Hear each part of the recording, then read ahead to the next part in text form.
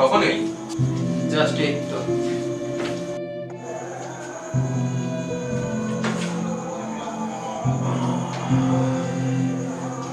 কিরে, ইন্টারভিউ কেমন হলো?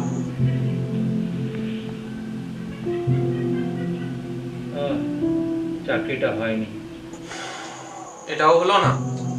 বাবা 100 টাকা দিও না, কাল একটা ফর্ম কিনবো। দেখ বাবা, তুই তো বড় হয়েছিস, এবার রোজগার করতে শেখ। আমি আর কদিন টানবো? দেখ, তোর মা নেই, আজ 12 বছর হয়ে গেছে।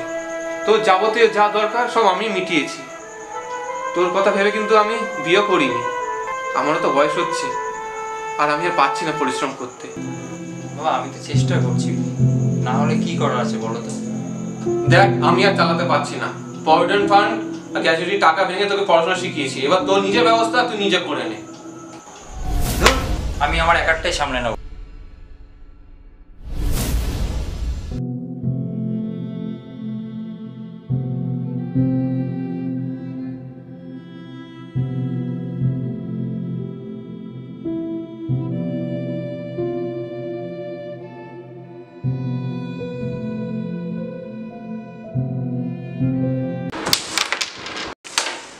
কি মনে হচ্ছে, অর্ক কি চাকরিটা পাবে এবার? আমার তো মনে হয় না ভাই, আর ওর মতো যে অধৈর্য ছেলে ওকে চাকরিটা দেবে কে? তুইও ভাই বলিস বটে, জীবনে একটা মেয়ে পটাতে পারলো না, ও আবার করবে নাকি চাকরি? আচ্ছা ভাই, আমাকে একটা কথা বলতো, এই চাকরি পাওয়ার সাথে মেয়ে পটানোর কি সম্পর্ক? আরে ওই তো অল্প।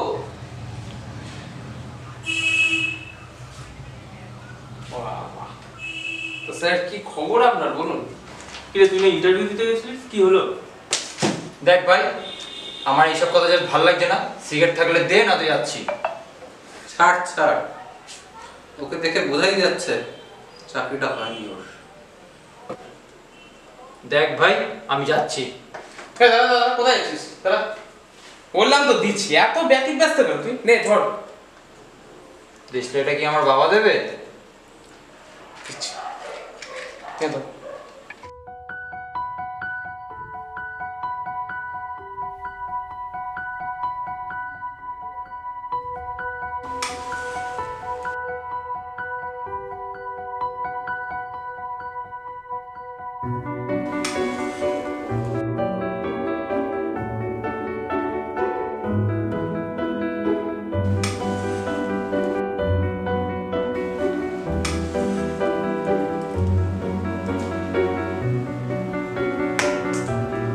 ধুর বল, খাবোই না।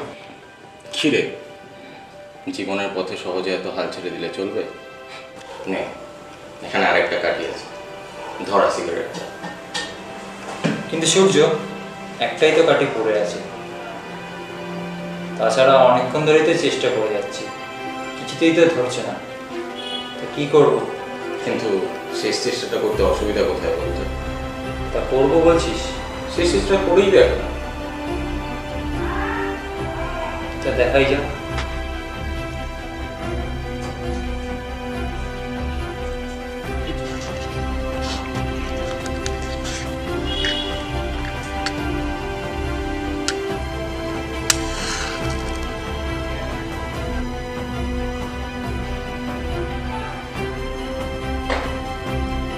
এবার বুঝতে পারলি তো ভাই, জীবনের কোনো কিছুতেই সহজে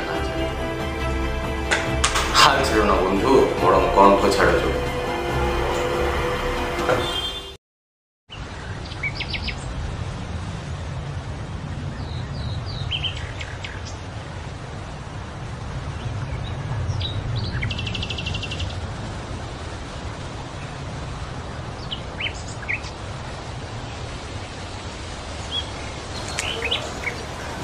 কিরে,